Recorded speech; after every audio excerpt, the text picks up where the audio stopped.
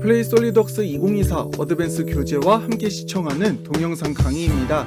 강의하는 사람은 저자 원동현입니다. 안녕하세요. 솔리드웍스 원동현 강사입니다. 플레이 솔리드웍스 2024 어드밴스 교재 잘 보고 계신가요? 예제들을 기존 예제와 비슷하게 만든 것도 있고 완전히 새로 만든 것들도 있어서 아마 확실히 신간이다 라는 느낌을 많이 받으실 거예요.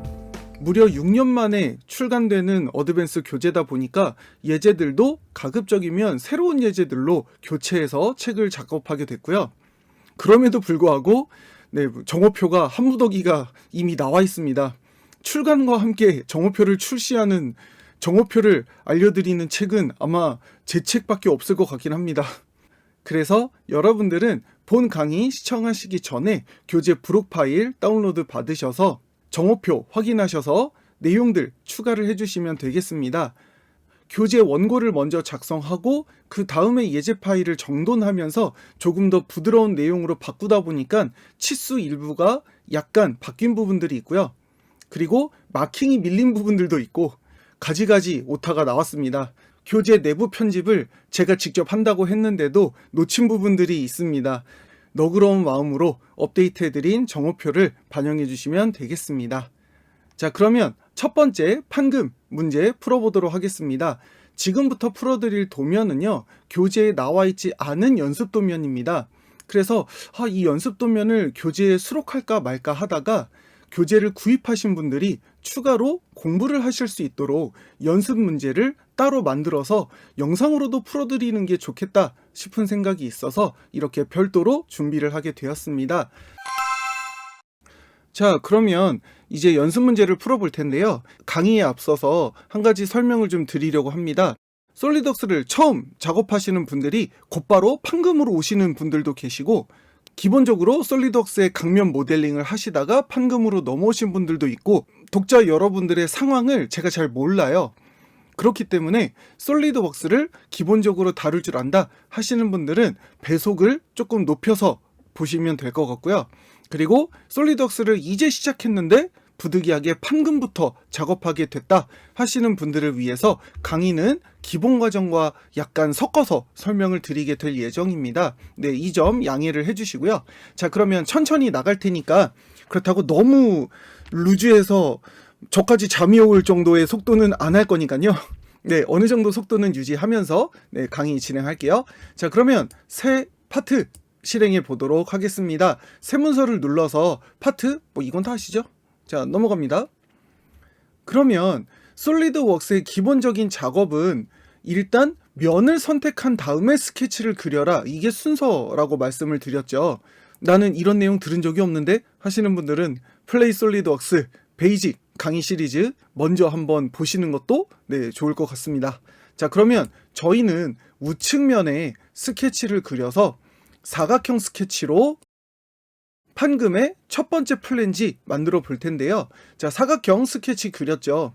오른쪽 마우스를 짧게 위로 드래그해서 치수 도구를 실행을 하겠습니다. 물론 키보드에서 S 이걸로 실행하셔도 전혀 상관이 없죠. 자, 그러면 치수는 가로 사이즈는 250만큼이고 그리고 세로 높이는 130만큼입니다. 자, 이렇게 해서 원점을 기준으로 완전정의 스케치를 완성했죠. 그리고 나면 바로 판금 도구로 넘어가시는데 이 판금 도구 나와 있지 않다 하시는 분들은 오른쪽 마우스 클릭해서 탭에 판금 체크하는 거 잊지 마시고 가장 기본적인 베이스 플랜지 탭을 만들어 보도록 하겠습니다. 작성한 스케치가 바로 판금의 첫 번째 그냥 얇은 철판이 된다 라고 보시면 돼요. 그런데 아래쪽에 보시면 다양한 옵션들이 있는데 딱 하나가 빠져 있죠. 뭐가 빠져 있죠? 굽힘 반경이 빠져 있죠. 왜 굽힘 반경 옵션이 빠져 있냐면 지금 우리가 작성한 스케치가 그냥 이 사각형 그대로 철판을 만들겠다 라고 했기 때문에 지금 이 안쪽에는 굽힘에 대한 옵션이 없습니다. 그래서 우리는 이렇게 판재의 두께값 5mm, OT만큼 그리고 반대 방향 체크를 하셔서 일단은 원점이 가장 뒤쪽으로 가게끔 이렇게 체크를 해 주고요. 그리고 아래쪽에 굽힘 허용이나 자동 릴리프는 기본값을 쓰도록 하겠습니다. 거의 대부분 판금 작업을 하신 다음에 제작업체에 맡기죠. 근데 제작업체가 다 고유의 연신율을 사용한단 말이죠. 그렇기 때문에 우리 회사에서 직접 판금 제작을 한다라고 하신다면 회사에서 사용하는 굽힘 허용이라던가 아니면 굽힘 차감이라던가 이런 다양한 연신율의 옵션을 사용하시는 게 맞고요. 거의 대부분 제작업체에 맡긴다라고 하신다면 굽힘 허용은 그냥 일반 값을 놓으셔도 되겠습니다. 대신 우리는 어디에 집중해서 작업을 해야 되느냐? 모두 완성한 후에, 그러니까 다 절곡해서 완성된 판금 자체의 최외곽 사이즈에 맞추어서 형상을 완성해 나간다 라고 보시면 되겠습니다. 자, 그러면 굽힘 허용과 자동 릴리프 옵션은 그대로 놓고 확인 버튼 눌렀습니다. 자, 가장 기본적인 판재가 나왔어요. 그러면 이렇게 판재가 만들어짐과 동시에 뭐가 생기냐면 우리는 두 가지를 봐야겠죠. 용접 구조물의 시트라고 해서 이제 판재, 판금이 하나 생겼다는 것과 그리고 모든 판금의 바디를 컨트롤하는 컨트롤 타워 폴더가 생겼다라는 거, 이렇게 두 가지 항목이 일반적인 돌출 피처하고는 다른 점이 지금 이 두 가지 부분이죠. 자, 그러면 베이스 판금 나왔죠. 다시 한번 판금 도구를 실행하시고 이제 모서리 플랜지 한번 실행해 볼게요. 자, 어차피 디테일한 부분들은 책에 다 설명이 나와 있기 때문에 이 부분에서는 이제 아이콘을 바로바로 눌러서 나가도록 하겠습니다. 자, 모서리를 클릭해서 앞쪽으로 당긴 다음에 이제 만들어지는 길이를 결정을 할 거예요. 자, 그러면 최종 길이가 100만큼이라고 했을 때 우리는 아래쪽 플랜지 길이 옵션을 먼저 좀 보실까요? 컨트롤 1번 정면 보기를 눌렀을 때 이 100mm다 라는 길이는 제일 끝에서 제일 끝까지 최외곽의 길이를 100으로 놓겠다라는 얘기예요. 대신 이제 이 굽힘의 옵션이 앞으로 밀려나갈 건지 지금 여기 끝단 바뀌는 거 보이시죠? 아니면 제일 끝에서부터 최외곽에서 가상 꼭지점을 기준으로 길이를 재겠다. 그리고 그 플랜지의 위치가 이렇게 완전히 바깥으로 튀어나가느냐 아니면 모델링의 제일 안쪽으로 들어올 거냐, 우리는 최외곽 사이즈에 맞춰야 되기 때문에 플랜지 위치는 안쪽으로 밀어 넣어야 되는 거죠. 이제 플랜지 변수 맨 위에 옵션을 보시면 기본 반경 사용이 체크가 되어 있을 거예요. 그런데 여러분들은 여기에 내가 입력하려고 했던 반경이 아니야 라고 해도 일단 여기서는 여러분들이 손대시면 안 됩니다. 아래쪽에 사용자 정의 굽힘 허용, 여기도 그냥 그대로 냅두세요. 그러면 지금 우리가 건드리는 부분은 모서리 선택한 거랑 플랜지 길이랑 위치, 각도 이거밖에 없나요? 네, 이게 다예요. 자, 그럼 확인 버튼 누르겠습니다. 자, 제가 왜 저 모서리 플랜지를 만들 때 기본 옵션을 사용해라 라고 설명을 드렸냐면 이제부터 만들어지는 판금의 하위 옵션들이 다 어디에 지배를 받느냐면 여기 아까 맨 처음에 만들었던 이 판금 폴더 있죠? 네, 이 판금 폴더의 최상위 옵션이 이 속에 있거든요. 이 옵션을 지금 이 하위 피처들이 영향을 받게 되는 거예요. 그러니까 종속된다라는 표현을 쓰죠. 자, 다시 보여드릴게요. 판금 오른쪽 마우스 눌러서 편집을 눌러보시면 지금 보이시죠? 여기서 선택하는 모든 옵션들이 다 나머지 여러분들이 만들게 될 판금의 기본적인 옵션들에 영향을 준다라고 보시면 되는 거예요. 그래서 두께값이 5, 그리고 굽힘 반경 1 이렇게 바꾸실 수 있는 거죠. 그리고 여기에서 굽힘 허용과 자동 릴리프를 바꿔 놓으면 이제 아래쪽에도 굽힘 허용, 연신율이나 자동 릴리프를 다 일괄적으로 변경하실 수가 있는 거죠. 자, 어떤 상황인지 이해가 되시죠? 자, 여기 판금 피처도 편집 눌렀을 때 나머지 항목 그대로 나오는 거 보이시죠? 근데 이 아래쪽에 있는 판금보다는 이 위에 상단부의 판금, 얘가 더 메인이에요. 자, 그러면 컨트롤 7 눌러서 이제 두 번째 판금 피처 생성을 했고요. 이제 세 번째 판금 다시 한번 만들어 보도록 하겠습니다. 자, 모서리 플랜지 다시 한번 실행했고요. 왼쪽 옵션을 클릭해서 마우스를 이제 이쪽 방향, 내가 만들고 싶은 방향으로 마우스를 이동하시면 돼요. 나는 뒤쪽으로 만들고 싶은데요? 아니, 그럼 뒤로 이동하면 되죠. 그럼 우리는 앞쪽으로, 자, 클릭. 자, 그 다음에 이제 왼쪽 옵션 두 번째 플랜지가 생성이 됩니다. 그러면 어차피 여기도 90도 각도니까 여기는 잠깐 옵션을 접으시고, 지금 여기도 기본 반경 사용, 자동으로 우리가 방금 전에 변경했던 1mm 들어가 있는 거 보이시죠?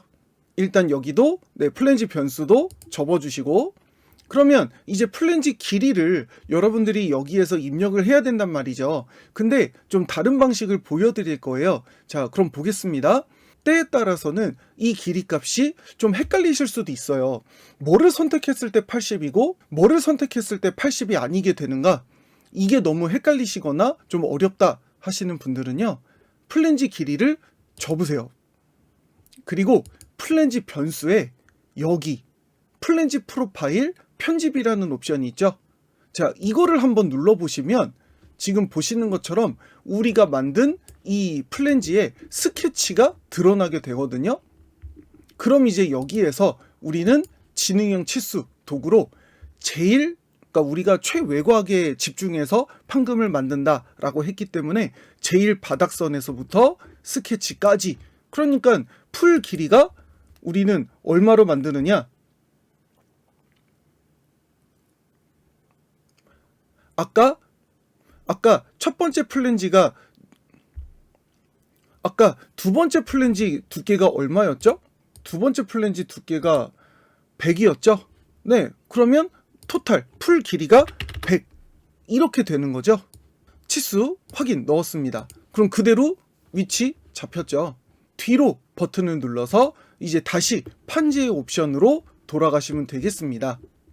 차라리 플랜지 프로파일 편집에 들어가셔서 이렇게 최외곽의 치수를 입력해서 사이즈를 결정하는 것도 저는 추천을 드립니다. 저도 이 방식을 많이 쓰거든요. 그리고 스케치가 완전정의 상태로 바뀌는 것도 있고요. 아래쪽, 자, 두 번째 옵션 그 아래쪽 플랜지 위치 한번 볼게요. 근데 이 플랜지 위치를 이렇게 뒤돌려서 아랫단 한번 좀 보여드릴게요. 지금 어떻게 돼 있죠? 우리는 최외곽 사이즈를 작업을 해야 되기 때문에 이 굽힘의 위치, 이 플랜지 위치가 완전히 안으로 말려 들어가야 되는 거죠.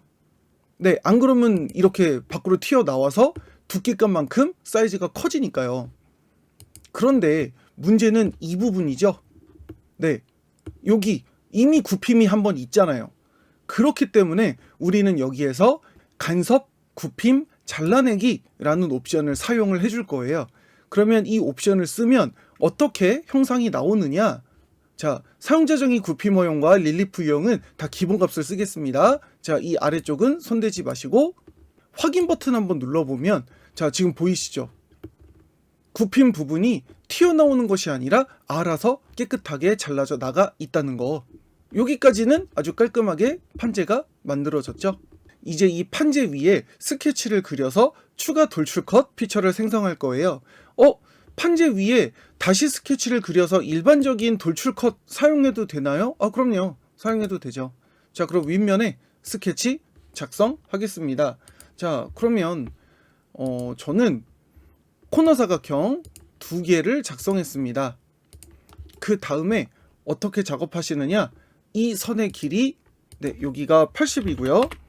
그 다음에 한 변의 길이 48이고, 그리고 모서리부터 스케치까지 요 틈새가 25만큼, 그리고 바닥선에서부터 스케치까지 여기가 30만큼. 자, 그러면 완전적인 상태가 됐죠? 자, 그러면 이 상단부는요, 자, 제일 바깥쪽부터 30만큼, 그리고 나머지는 사이즈가 똑같아요. 여기도 80이죠. 그런데 저는 그냥 요렇게 80 개별적인 치수를 따로 입력을 했습니다. 여기도 48 별도로 입력할게요.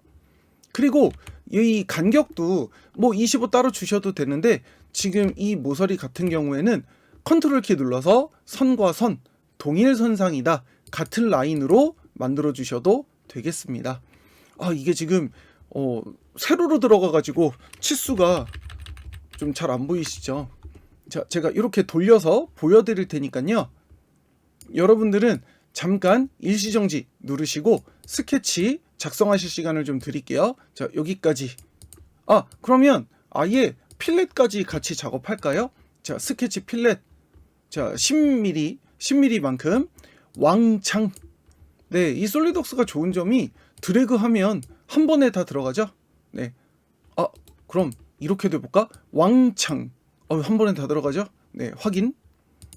자, 여기까지 스케치를 완성하시면 되겠습니다. 아직 완성 못하신 분들은 일시정지 누르시고 네, 완성 다 되시면 다시 재생하시면 되겠습니다.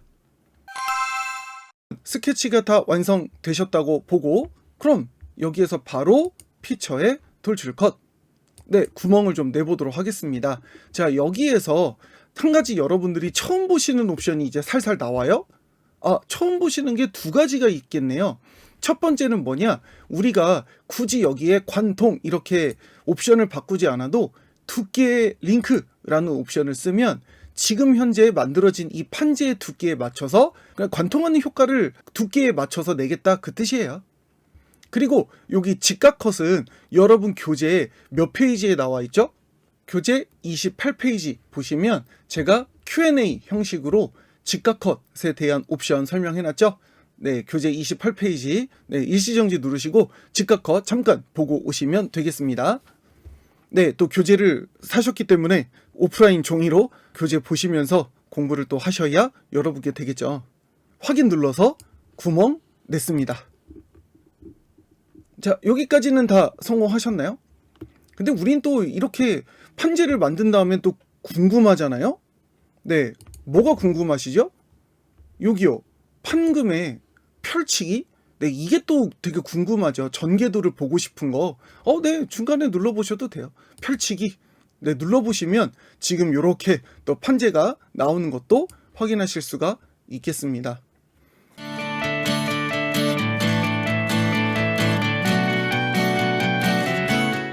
이제 다음 피처 형상을 좀 만들어 볼 텐데요. 자, 여기에서 이제 본격적으로 이제 플랜지를 좀 더 디테일하게 수정해 보도록 하겠습니다. 자, 모서리 플랜지 도구를 다시 한번 실행했어요.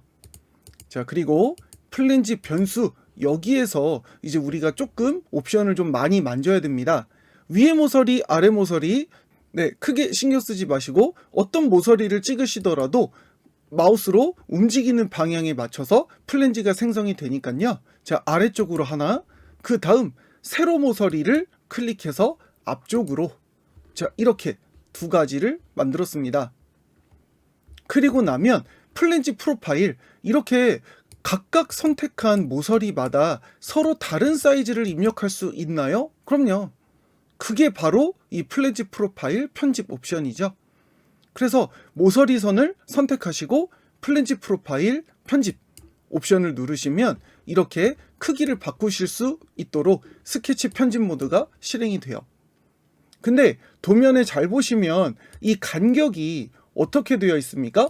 굽힌 부분 말고 이 끝단 부분이 안쪽으로 더 들어가 있죠. 네, 이거 어떻게 수정하시느냐? 치수를 바꾸는 게 아니고요. 여기 가장 먼저 꼭지점을 클릭해서 드래그를 해주시면 이렇게 플랜지의 너비를 바꾸실 수가 있어요. 색깔이 검은색이기 때문에 이거 완전정인가? 아니, 완전정의는 맞는데 클릭해서 드래그해서 수정도 가능합니다. 그럼 이제 여기에서 제일 외곽에서부터 들여쓰기 된 길이는 25만큼이고요. 그리고 네, 여기는 클릭을 잘 하셔야 돼요. 이 바닥 선에서부터 그러니까 판지의 바닥부터 플랜지의 끝단까지 이 길이가 30이에요. 자, 여기까지 다 생성하셨나요? 자, 그러면 이제 뒤로 버튼을 다시 누르시고 그러면 보시는 것처럼 컨트롤 7번 등각 보기 눌렀을 때 지금 플랜지 위치 바뀐 거 보이시죠? 그럼 이제 두 번째 모서리선 클릭해서 플랜지 프로파일 편집 네, 눌러볼게요.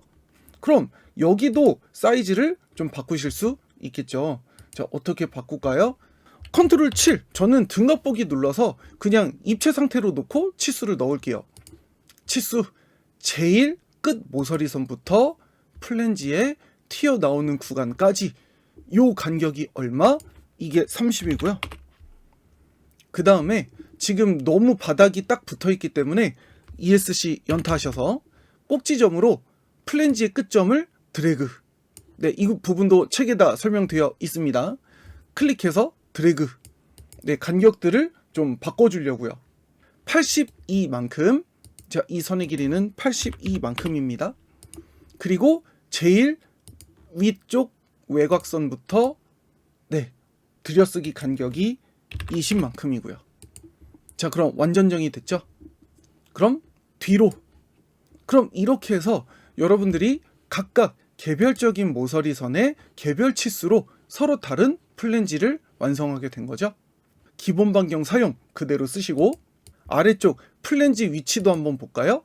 네, 90도 맞고요. 플랜지 위치는 무조건 안쪽이죠. 그리고 간속 굽힘 잘라내기.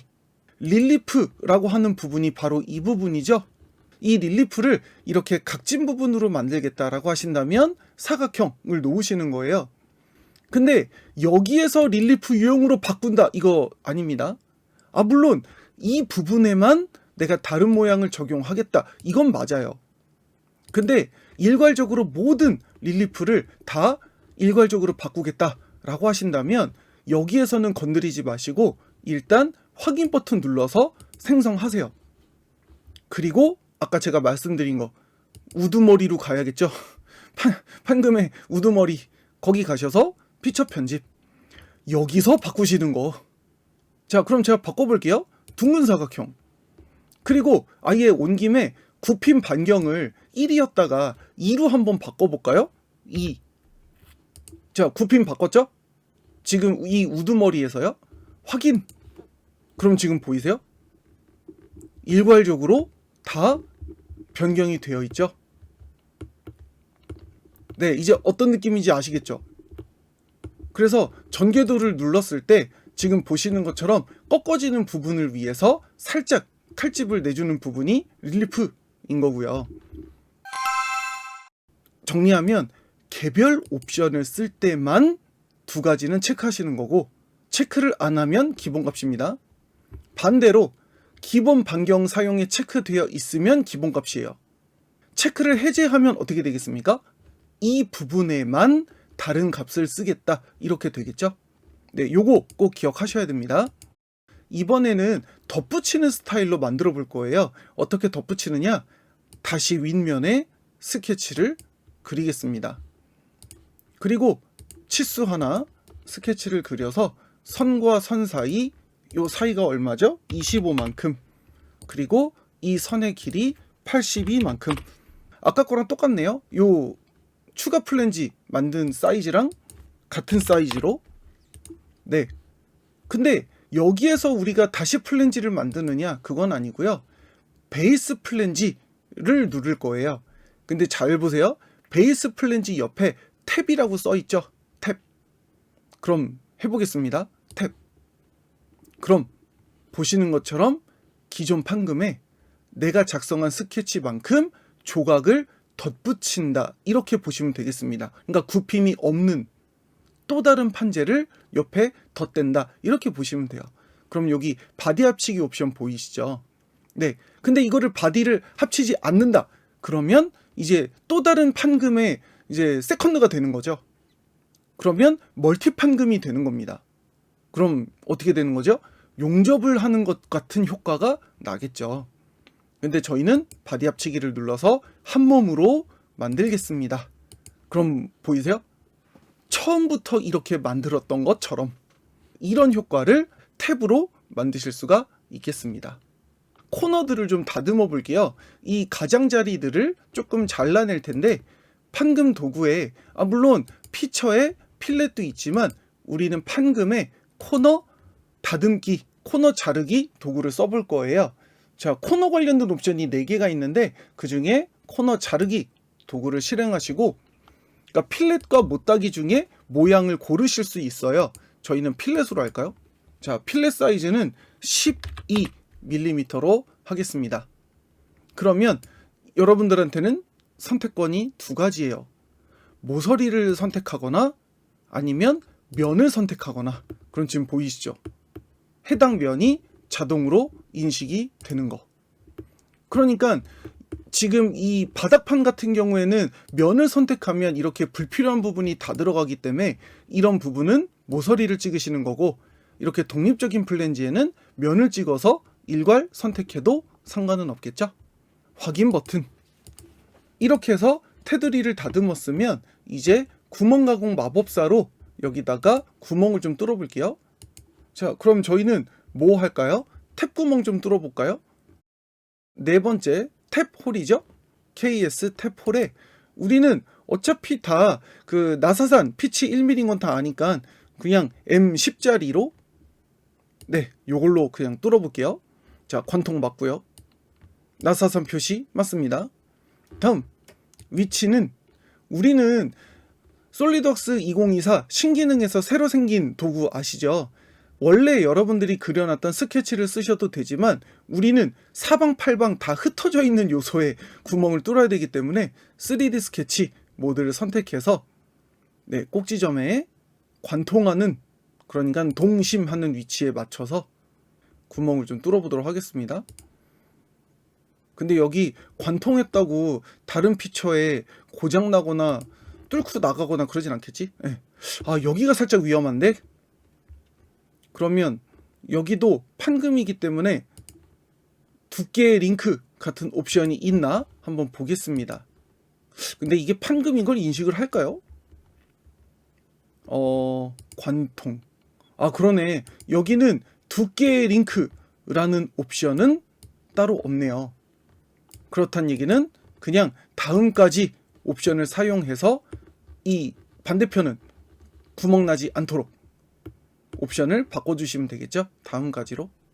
자, 확인 버튼. 자, 이렇게 해서 탭 구멍까지 작성을 했습니다.